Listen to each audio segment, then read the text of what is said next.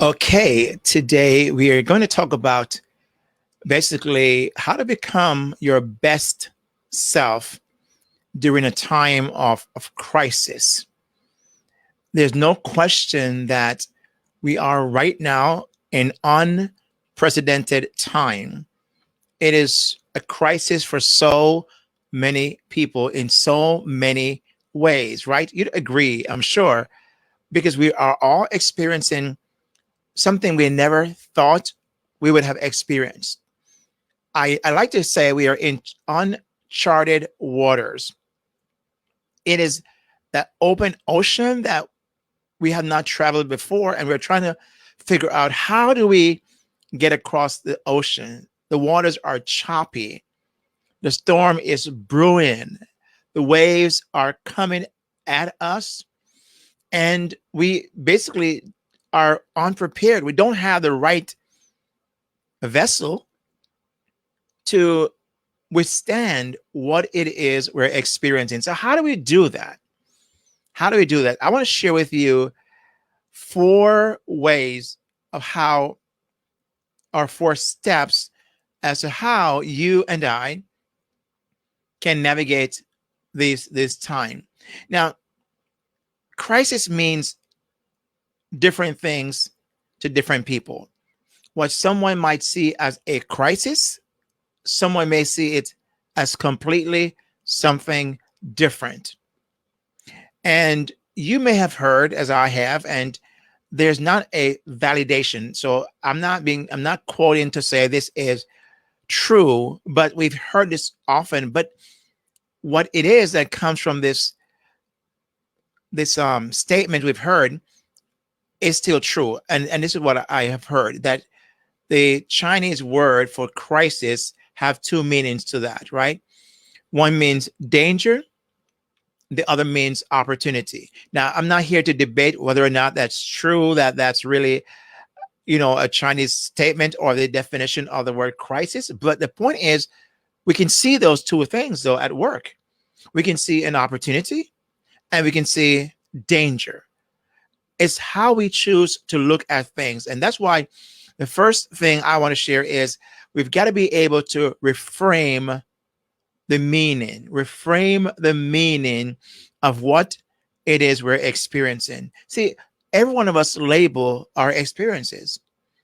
We label it according to our own capacity, our own ability, our own, you know, whatever it is, our a stage of life, our background, our culture, our education, all of that goes into how we frame meaning.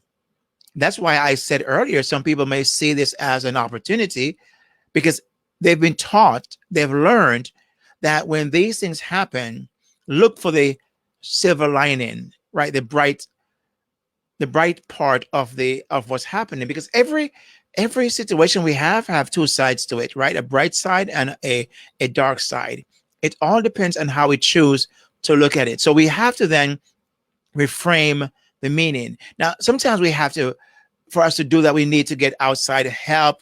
We need to get somebody to, a coach, a mentor. We need to get someone to help us see, because we just can't see sometimes. You've heard the statement that we can't see the tree because of the forest. The forest is so thick, we can't see that one tree that may have the answers to our issues. So we've got to reframe the meaning. And however we get to the point, we've got to, as I said, probably get some help so that we can properly put meaning to what we're experiencing. Secondly, we've got to look at our options. Look at your options. What options do we have? What options do you have, right? Most times we look at the options based of the lens of pain, negativity, all of that side. We tend to look at the options. We'll say we can't. I just can't do it. I can't make it. It's impossible. It's too hard, right? All those words or phrases are coming because our options that we're looking at most times are only the negative options. So we've got to then look at what are the alternatives, right? What are the silver lining behind the cloud? Because there is, it does exist, right? We've just got to be able to find that. We've got to be able to find that. So what are the silver lining behind the clouds? And that's why, again, we might need some outside help. But looking at your options gives you a better selection, a better selection. And that's the number two thing I would suggest that you do if you're going to then, like I said earlier, and I want to, if I look away here and there, I'm trying to see my slides. If you're going to become your best self, so the first thing I mentioned is that you reframe the meaning, right, of what it is you're experiencing. The second thing I mentioned that you have to then look at your options. The third thing is not just to look at the options and look and look and look, right? Some people are good at that. They aim, it's they aim, but they never fire. They never fire. And maybe you're like that person. And so we get stuck, right? We're paralyzed by analysis. We have paralysis analysis because we sit there and sit there and sit there and sit there and never pull the trigger. And so we've got to be able then to pick one. We can't do all of them. And there is a selection process you could go through by the process of elimination. And it doesn't mean you can't and could not do the rest. It simply means that right now you can't do all of them. You must do one. Do the one you feel you're most adequately prepared for. Which is it you're most adequately prepared for? And that's the one you want to start with, right? You want to start with that one because, again, you got to start somewhere. So pick the best one. And sometimes it's not easy because you feel like, oh, man, I can do all of them, right? I can do all of them. And maybe it's true. You probably can't do all of them. But here's what I know. You cannot do all of them at the same time. It's impossible. So you got to pick the option that is best suited for where you are, for this context you find yourself in. You've got to work with what you have, not with what you don't have, right? So the question is that what is it you have in your hand? Start with what you have in your hand, because sometimes we are looking for what we don't. We complain we don't have this, we don't have that, we can't. We start with what you have.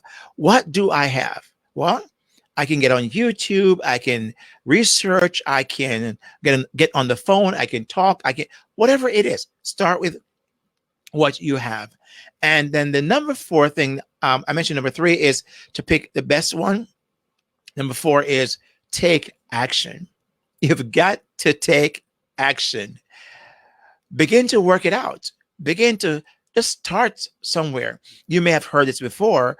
You don't have to be great to start, but you must be great, must start to be great.